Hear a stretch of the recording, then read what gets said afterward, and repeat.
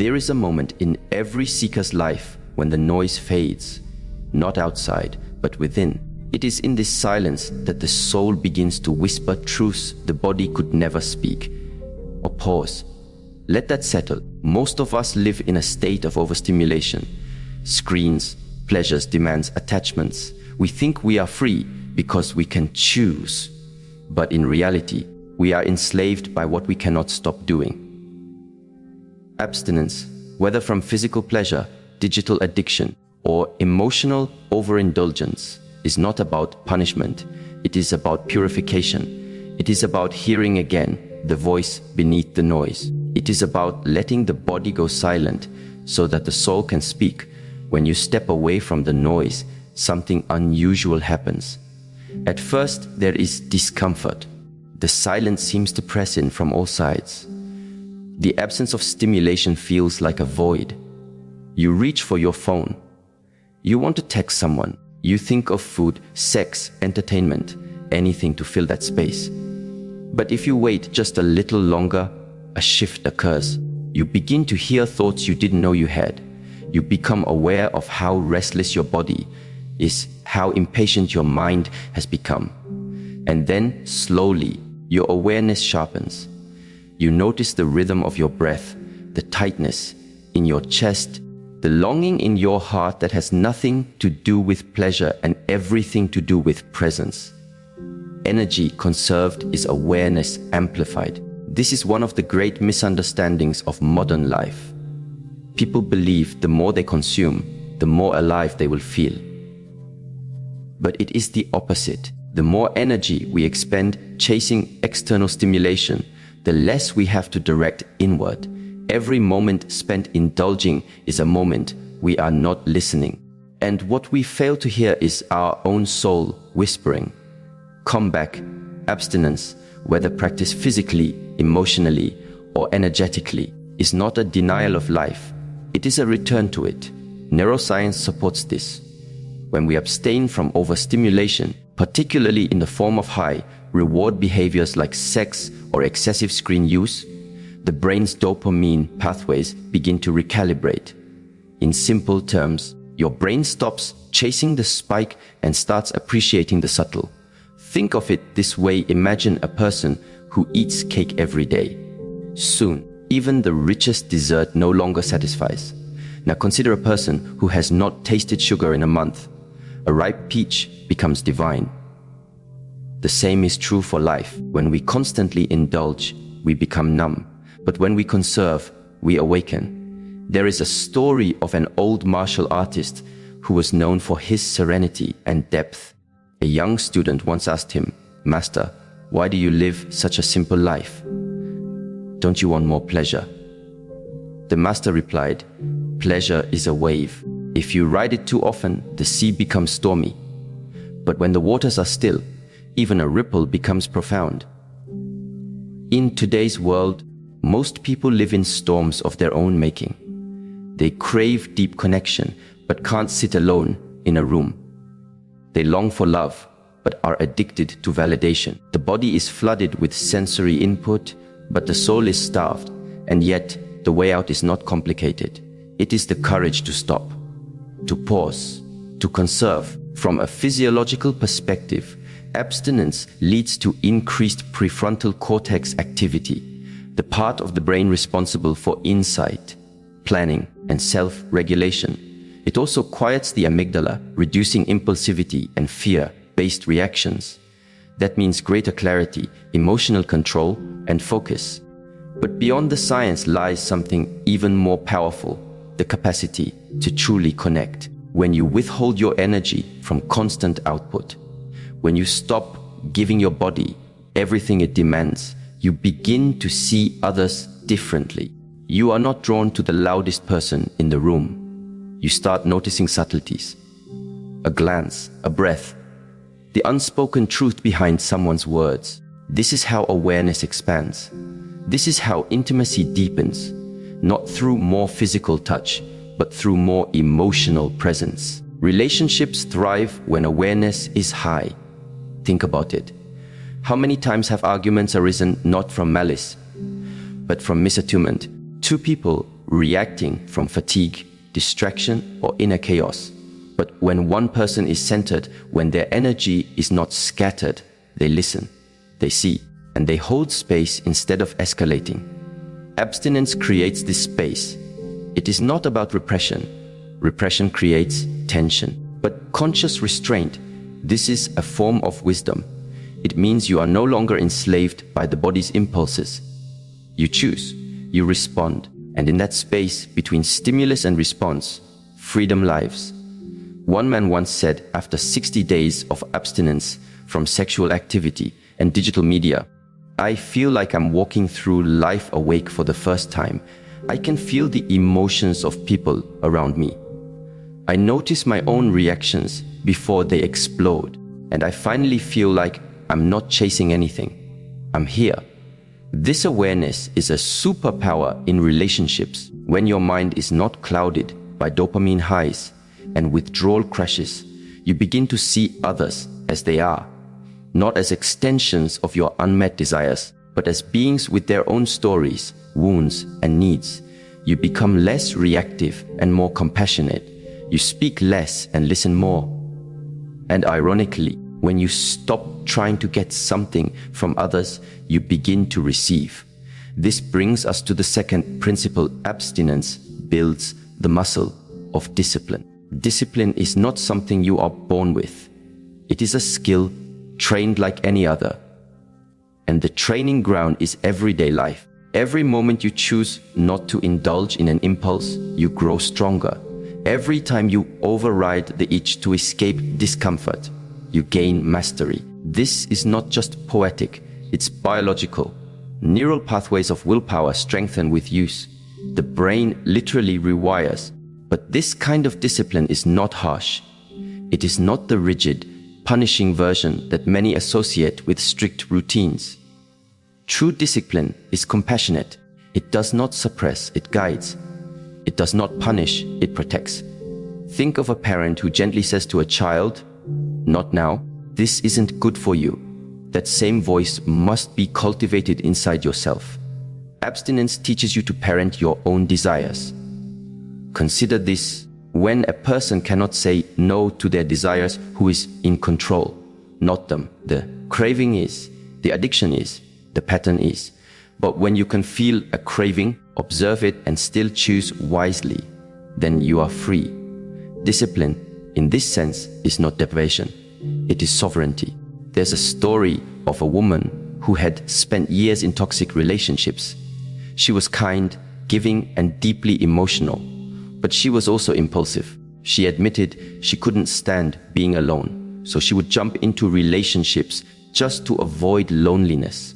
Over time, these choices led to emotional pain and betrayal. But something changed when she began a personal fast, not from food, but from romantic engagement. No dating, no texting, no flirtation.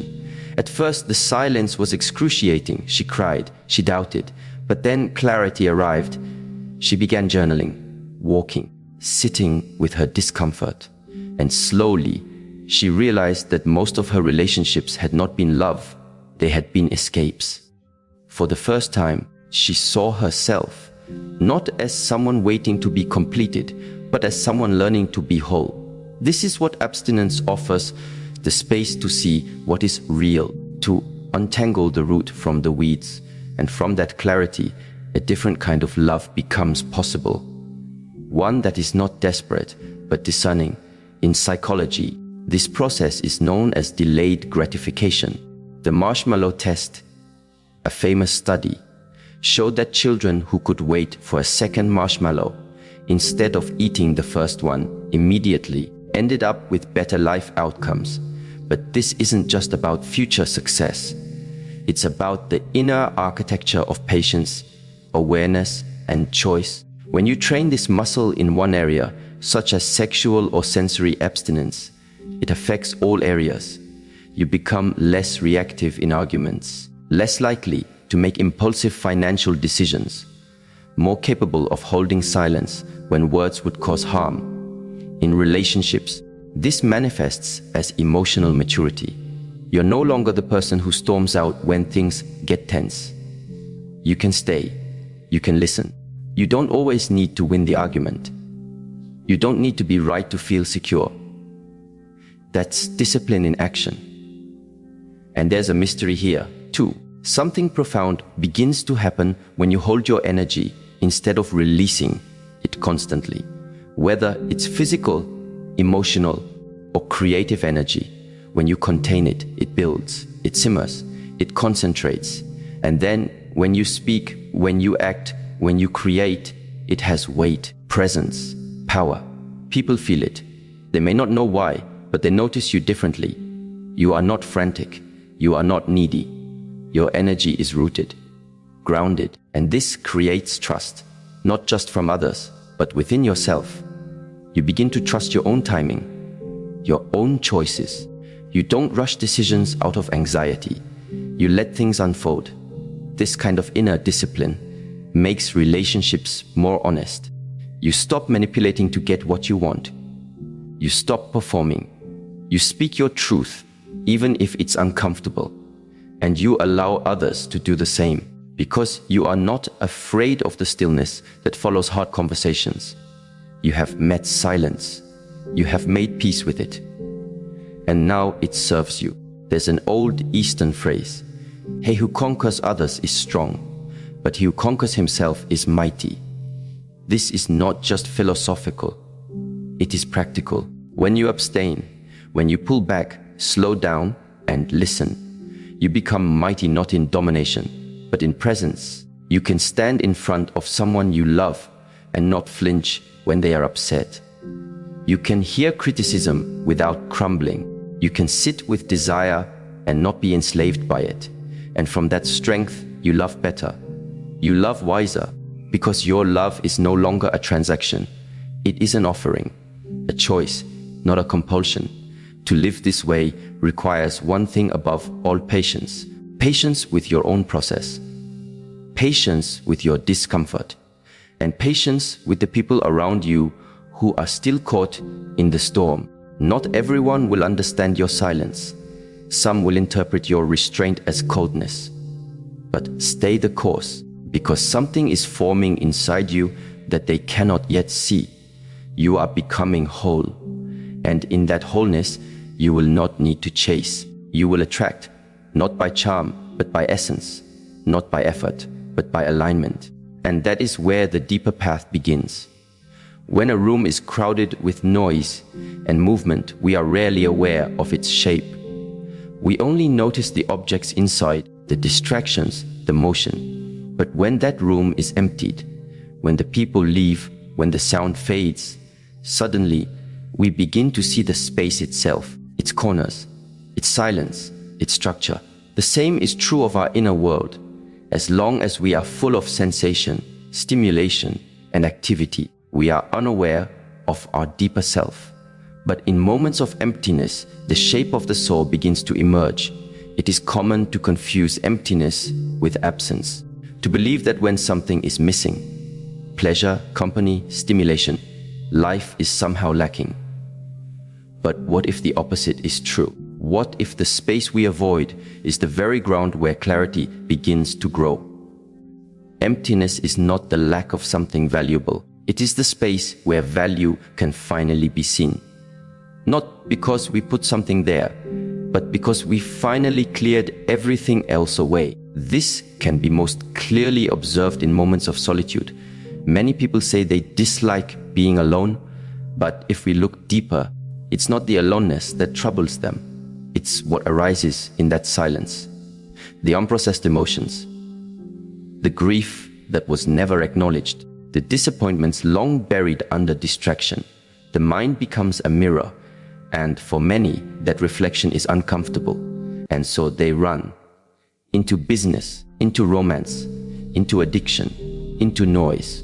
But what they are truly running from is themselves. There's a man I once knew who had been through 3 marriages. Each one ended for different reasons. So it seemed. But beneath the surface, a pattern was forming. After every divorce, he would quickly jump into a new relationship, claiming he had finally found the right one. But with time, the same cracks would appear: emotional distance, dissatisfaction, restlessness. One day, he was asked a simple question. Have you ever truly been alone? Not lonely, but alone with yourself. He laughed at first. Then he grew quiet. No, he admitted. I don't think I ever have. And so he tried. No dating, no distractions, just him for 90 days. He journaled. He sat in silence. He watched the tides of his own emotions rise and fall. And something unexpected happened. He began to notice how his need for connection had been more about avoiding pain than seeking truth. He realized that in every relationship, he had shown only fragments of himself, pieces designed to please, to avoid conflict, to be loved. But in the absence of another person to shape himself around, he met the person he had never dared to be. This is the gift of emptiness. It is not hollow, it is revealing. In Eastern traditions, there is the concept of wu wei, the wisdom of non-action. Not in the sense of laziness or withdrawal, but of spaciousness. The idea that sometimes by doing less, we allow the deeper intelligence of life to surface. When we step out of the way, clarity arrives. When we stop filling every moment, insight begins to whisper. Psychology echoes this. The subconscious mind, where most of our beliefs, emotional wounds, and motivations live, does not speak in noise. It speaks in symbols, feelings, and quiet realizations. It surfaces only when the conscious mind is still, when you are scrolling endlessly, arguing repeatedly, or constantly performing. The subconscious has no room to speak. But in silence, it begins to release. It says, look at this memory. Notice this pattern. Here is the truth beneath your anger. And often, what emerges in that space is not weakness, but clarity. People begin to understand that their triggers are unhealed wounds, that their control issues come from past abandonment, that their jealousy is really a fear of not being enough. None of this is easy to face, but it is real, and anything real has the power to transform. There's a quote often attributed to Rumi. Try not to resist the changes that come your way. Instead, let life live through you. When we allow emptiness, we are not resisting life. We are making space for it. We are letting it pass through us, clean us, refine us.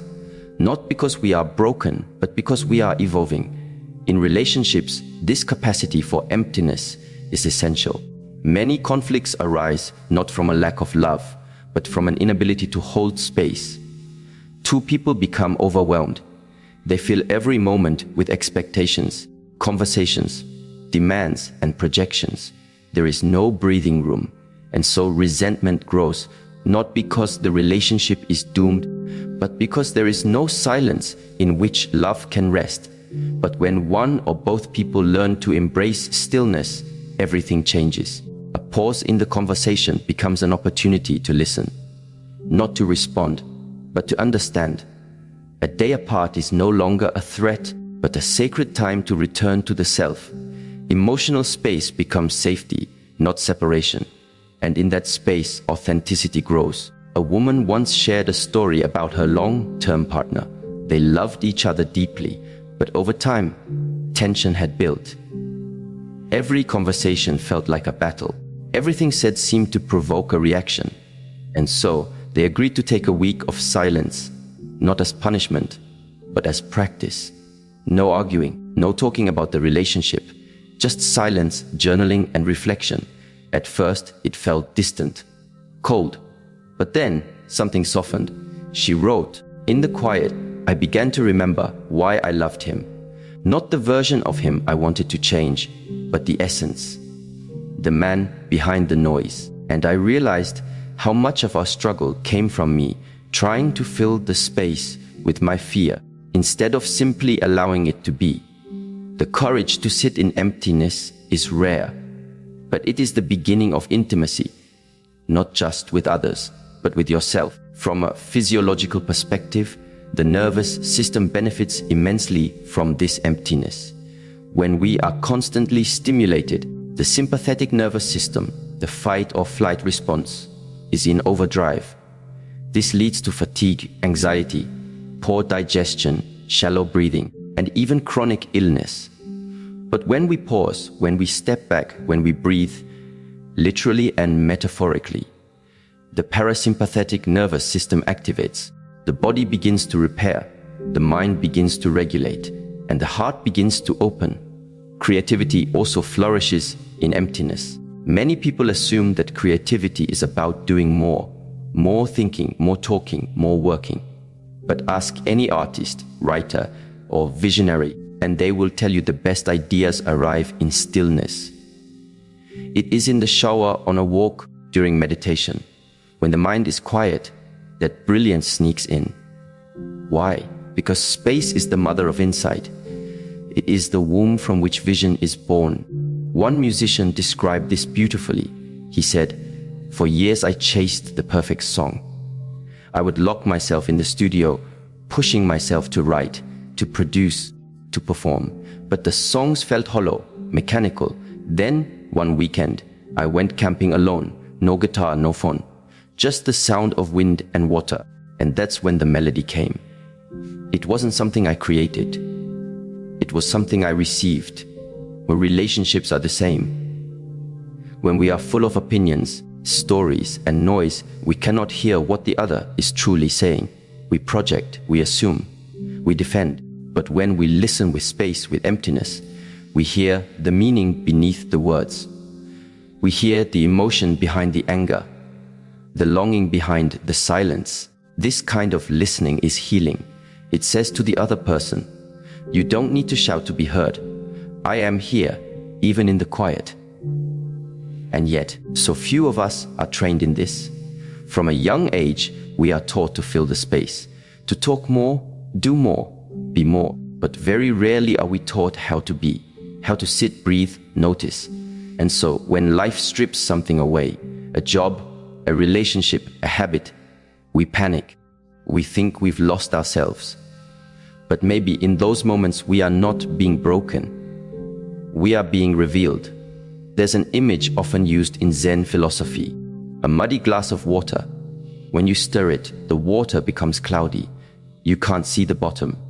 But if you let it sit, the mud settles, the water clears, and then you can see everything. Emptiness is what allows the sediment of our lives to settle. It is the practice of becoming clear. For some, this emptiness takes the form of a retreat, a weekend away, unplugged and quiet.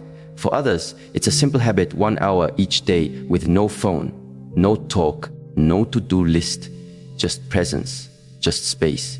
And in that space, we meet ourselves not as we think we should be, but as we are. And in that meeting, something sacred begins. The soul, which has been whispering beneath the surface for so long, finally has room to speak. And what it says is not always grand. Often it's simple. It may say, "Rest," or "Let go. You are enough." These messages are subtle, but they are the medicine so many are seeking. Not outside, but within. The difficulty is that the world does not often reward this kind of stillness. We are praised for productivity, not presence, for noise, not nuance. But those who learn to embrace emptiness carry something different. A quiet power, a centered energy, a way of being that says, "I am not trying to impress you. I am trying to be real with you." And that is rare. This kind of presence cannot be faked. It is born only in the silence, in the waiting, in the willingness to be with what is. It is not about being better than others. It is about being more true to yourself, more whole, more honest.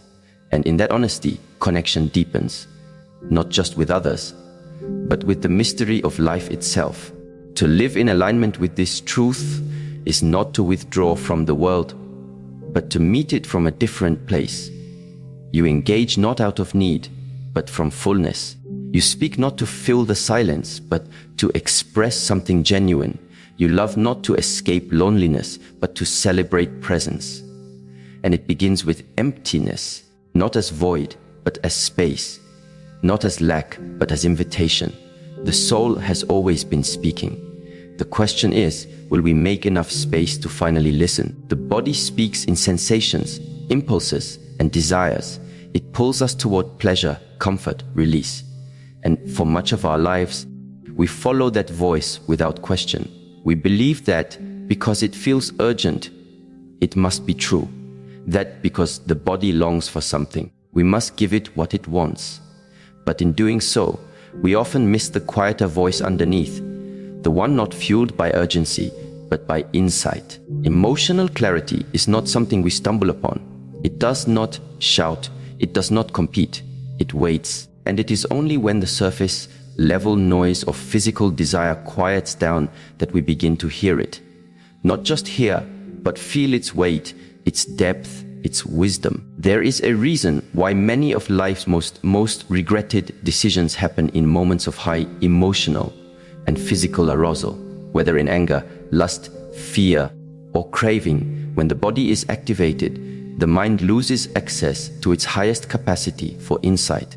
The prefrontal cortex, the part responsible for decision making, empathy, and foresight, literally goes offline during moments of intense desire. In those moments, the mind narrows.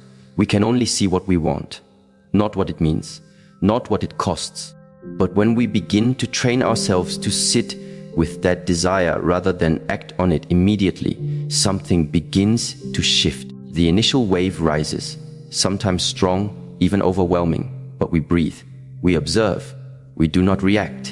And in that pause, clarity arrives. It's not that desire disappears, but it no longer controls us. It becomes a teacher, not a tyrant. In relationships, this becomes one of the most profound transformations. So many people enter connection driven by unmet physical needs. The need for closeness, touch, sex, affirmation. These are not wrong, they are human.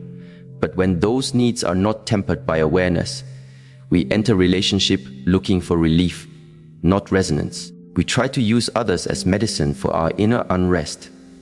And in doing so, we don't truly meet them. We consume them. And then wonder why intimacy fades. One man shared his story after a period of celibacy.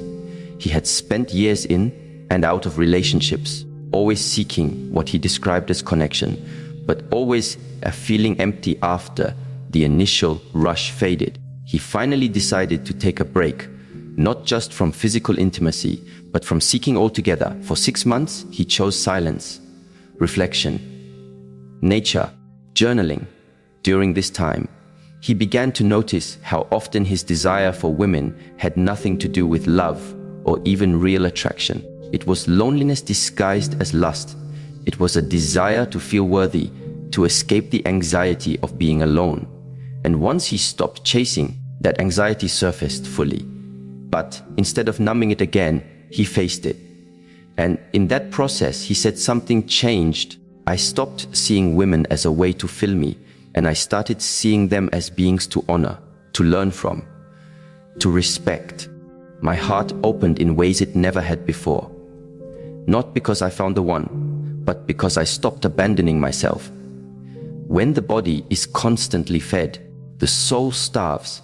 It is not about punishment, it's about rhythm. When we give ourselves space to observe desire without reacting to it, we create a kind of inner transparency.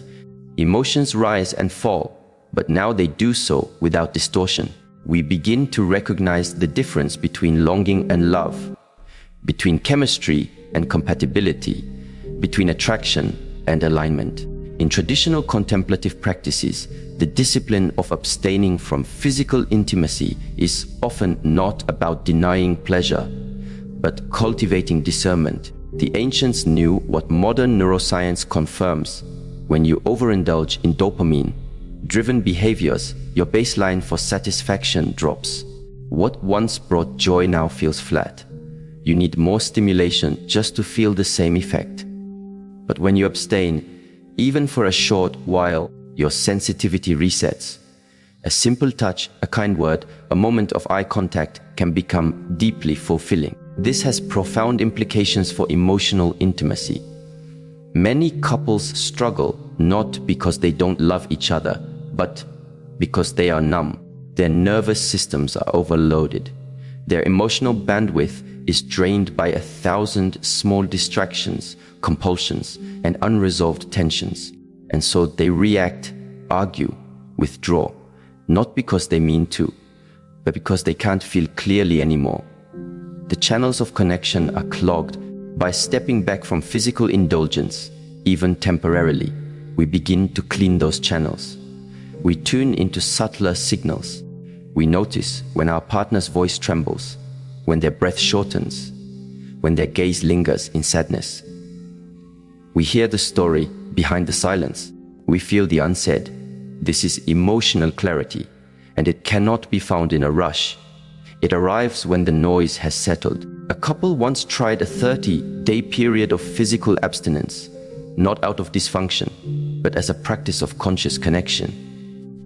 During that time, they focused on non-physical ways of intimacy, listening, walking together, cooking meals, reading aloud. They found that many old arguments simply stopped arising. Why? Because they were finally present, not using sex to bypass conflict, not using touch to replace communication. At the end of the 30 days, they said their physical connection deepened.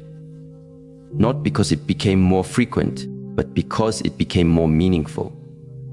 It felt like making love for the first time again. The woman said, not to each other's bodies, but to each other's presence. This is the alchemy of emotional clarity. It transforms the quality of your relationships. You no longer seek others to soothe your agitation. You connect from calm, from depth, from truth. And because your connection is no longer dependent on gratification, it becomes rooted, reliable, alive. To get there, though, you must learn to witness your desires with tenderness and strength, not to suppress them, not to indulge them blindly, but to meet them like a wise elder meets a passionate child with understanding and guidance. Desire says, now, but wisdom says, not yet. Let's listen first. And in that listening, deeper truths emerge. You may find that what you truly want is not sex, but safety. Not affirmation, but acceptance. Not attention, but intimacy. These needs are rarely satisfied by immediate gratification. They require presence, vulnerability, patience, and most of all, self-awareness. This is why emotional clarity is a gateway to emotional maturity. When you can sit with your urges, observe your patterns, and respond instead of react, you become trustworthy, not just to others, but to yourself. You know you will not abandon your values in a moment of temptation. You know you will not speak from anger and regret it later.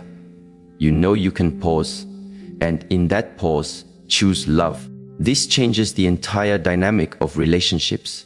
You stop playing games. You stop chasing validation. You no longer need to seduce or prove. You show up as you are, clean, grounded, clear, and you attract those who do the same. There's a reason the wisest among us often speak slowly, act deliberately, and carry a calm presence. It's not because they don't feel desire or emotion. It's because they have learned not to be ruled by it. They've practiced sitting with their inner fire without letting it burn down the house. This is possible for all of us. It is not reserved for monks or mystics. It begins with one moment, the decision to pause when your body demands action, to breathe when your emotions demand a reaction, to wait, not forever, but long enough to hear the deeper voice beneath the impulse. And that voice always brings truth. A woman once described her practice of mindful abstinence after ending a chaotic relationship. For the first time, she said, she started asking herself before every interaction, what is the feeling underneath this craving? Sometimes it was loneliness. Other times it was anger. Sometimes it was genuine connection. But because she waited, she could tell the difference. It changed everything. She said, I stopped mistaking desire for destiny. When we are governed by unchecked physical desire, we lose the ability to choose wisely. We move fast. We ignore red flags. We stay in situations that do not nourish us because the chemistry is strong. But chemistry without clarity is a fire with no direction. It burns bright, but it doesn't warm the soul. It consumes, then it collapses. But when clarity guides desire, something else happens. Desire becomes sacred. It is no longer something to escape or be ashamed of. It is energy, powerful energy, creative energy. But now it flows through you with direction, with awareness, with heart. And that is the kind of energy that builds rather than destroys. It creates intimacy, not illusion. It opens the heart rather than feeding the ego. This is not an easy path. It requires daily practice. You may fail, you may fall, but every time you return to awareness, you strengthen the muscle of clarity. And with time, what once felt like an overpowering wave becomes a current you can navigate. Your relationships will reflect this change. You will notice yourself choosing differently, speaking differently, loving differently, not with the desperation of need, but with the steadiness of knowing. You will begin to see yourself not as someone waiting to be chosen, but as someone who is choosing wisely. And in that shift, your connections will no longer be based on compulsion, but on consciousness. They will not demand your peace, but protect it. They will not add to your confusion, but clarify your path, because you have first done that within yourself. There is a difference between being available and being prepared.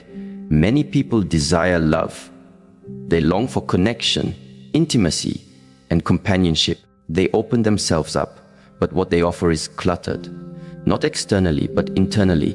Mental noise, emotional residue, unresolved pain, unexamined motives. And so, even when love arrives, it cannot stay. Not because it is unworthy, but because it cannot breathe in a space that is not clean. True connection requires inner cleanliness. This is not about being perfect or flawless. It is about being honest. Honest about the emotional burdens you carry. Honest about the stories you project onto others. Honest about the parts of yourself that are still healing. And most of all, it is about having enough respect for another human being to offer them a presence that is unpolluted by deception, addiction, or unconscious need. It begins with energy. Every human interaction is an energetic exchange. Some people walk into a room and lighten it. Others carry a heaviness that speaks before they do. Not because they are bad people, but because they haven't yet released what burdens them. And energy doesn't lie. You can smile, perform, say all the right things. But if your inner world is in chaos, others will feel it. Especially the ones who are sensitive enough to love you deeply. When your energy is clean, people trust you without knowing why. They feel safe around you. Not because you're always agreeable, but because you're clear. You are not hiding an agenda.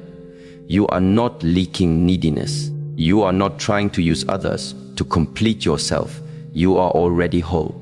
And that wholeness radiates. It doesn't ask. It offers. But how does one become clean inside? Not by suppressing or pretending, not by escaping or covering it with positivity. Cleanliness is not avoidance. It is purification. And purification requires fire, meaning you must be willing to sit in the heat of your own discomfort. You must look at the stories you tell yourself about love, about abandonment, about worthiness. You must question where those stories came from and whether they are still true. There is a woman who once described her inner work like cleaning out a deep well. For years, she had wondered why her relationships always left her exhausted, why she kept attracting partners who were emotionally unavailable.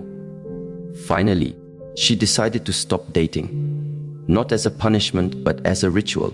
She began to reflect on her history, journal her past, revisit memories she had buried. She cried, she raged, she forgave. Slowly, she realized she had been trying to fix in others what she hadn't yet faced in herself. Her need for closeness had often been a form of control, and her love had been laced with fear.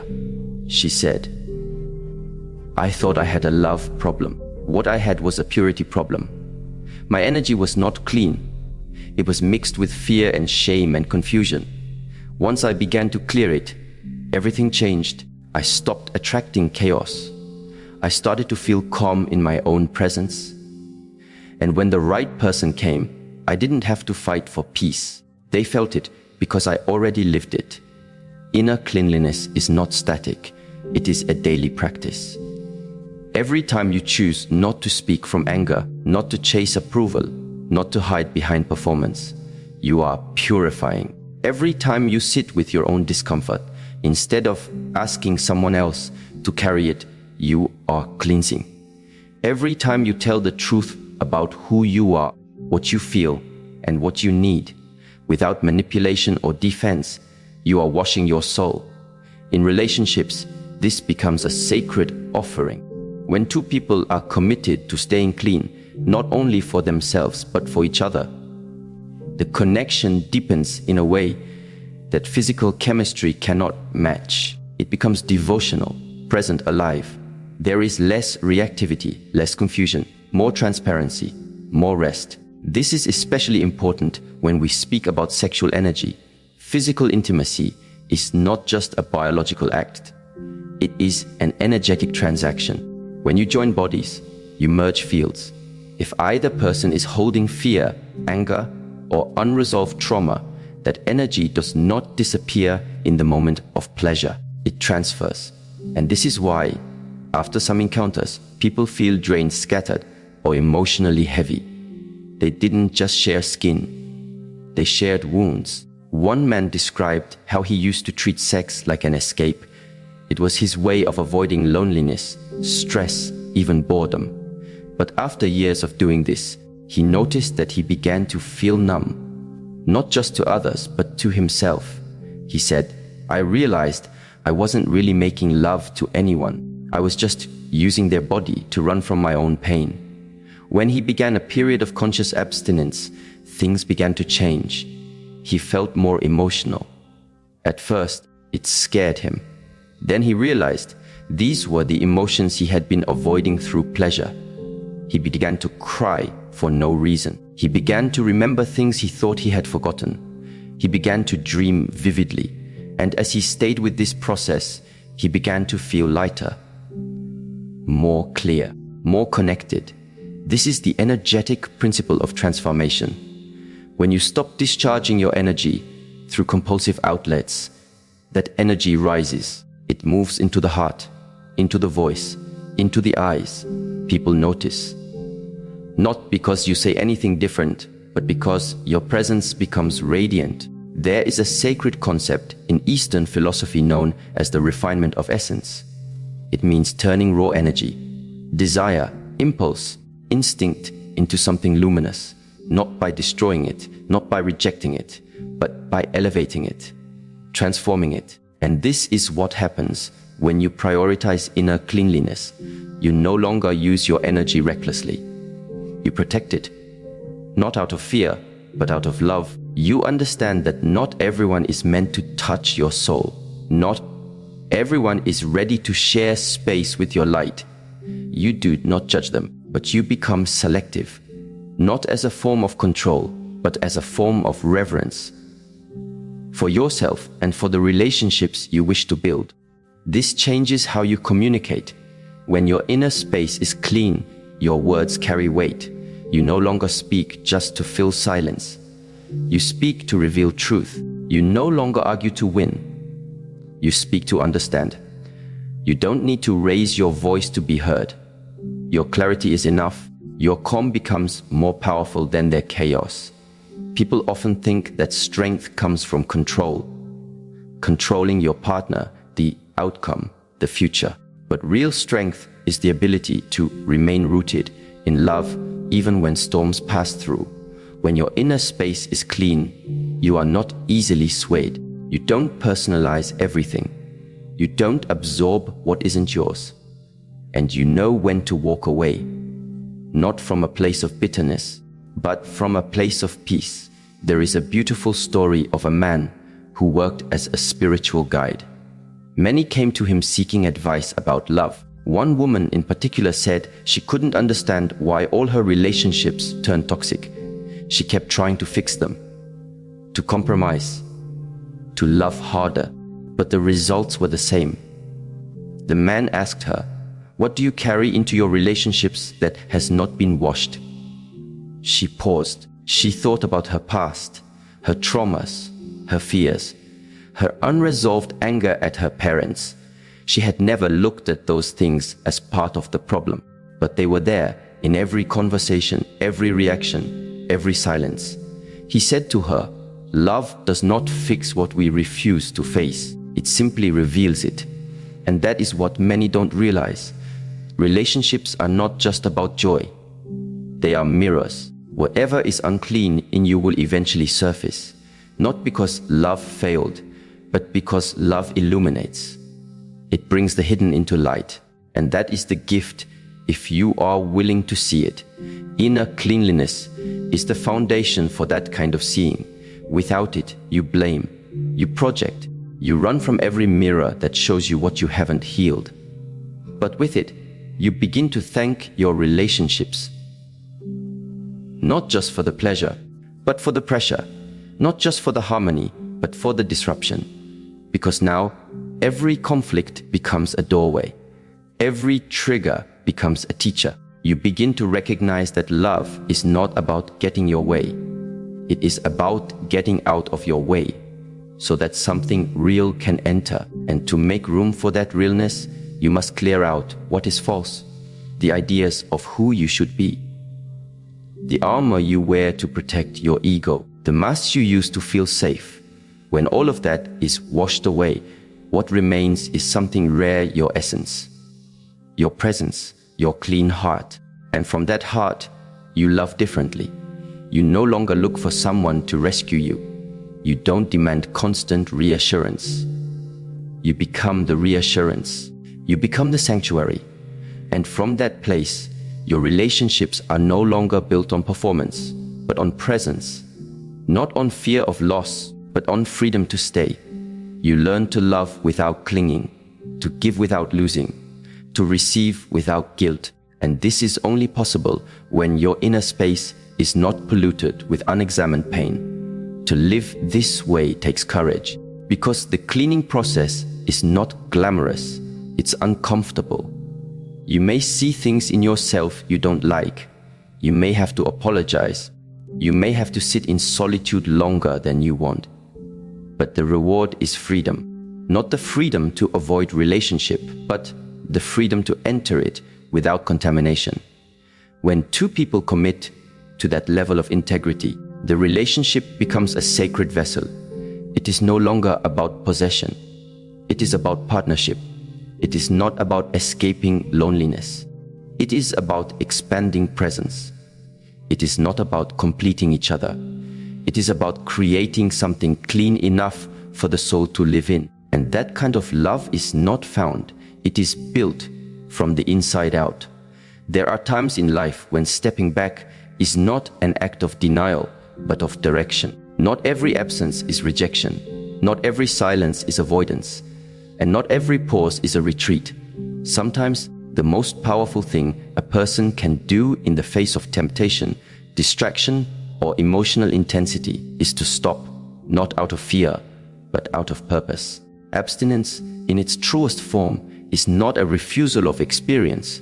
It is the honoring of timing, of readiness, of meaning. It is a conscious decision to align one's actions with one's deeper values, rather than being swayed by surface-level cravings. When seen this way, abstinence is not self-denial, it is self-possession. This inner alignment brings a powerful shift in how we approach relationships. Many people pursue connection not from fullness, but from fragmentation. They crave attention because they feel unseen.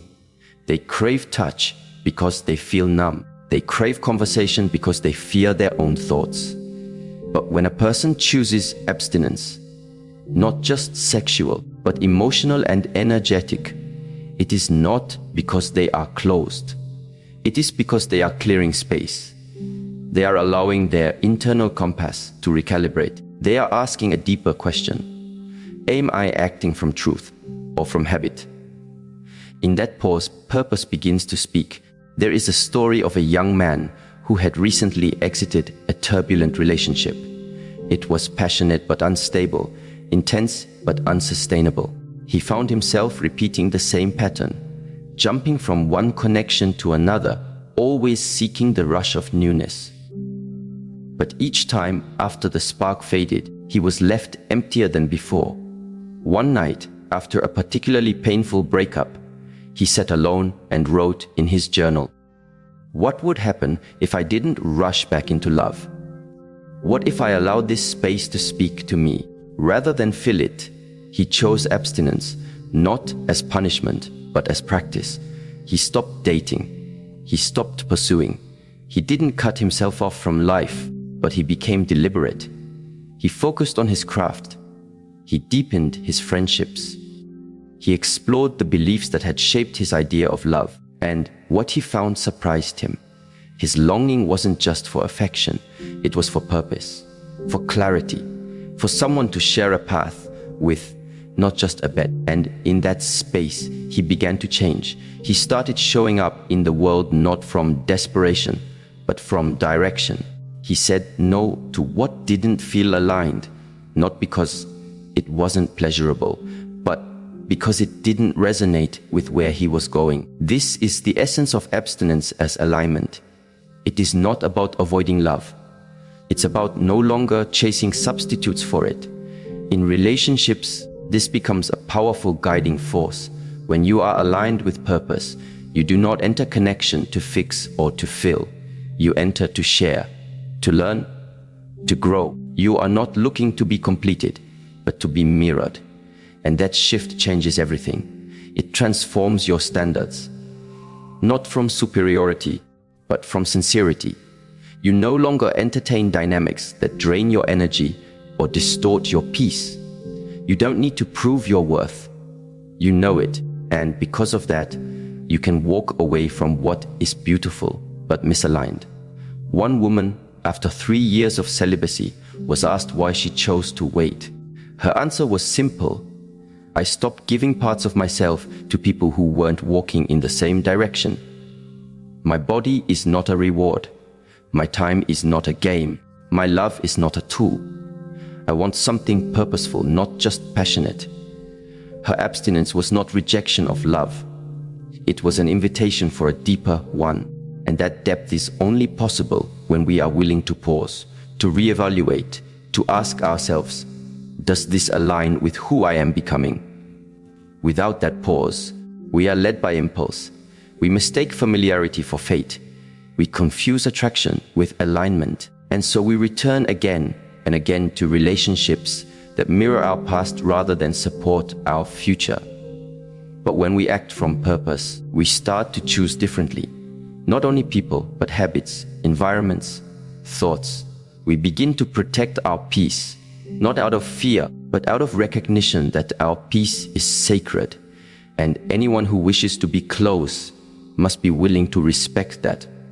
This is where abstinence becomes powerful. It is not simply about saying no to others.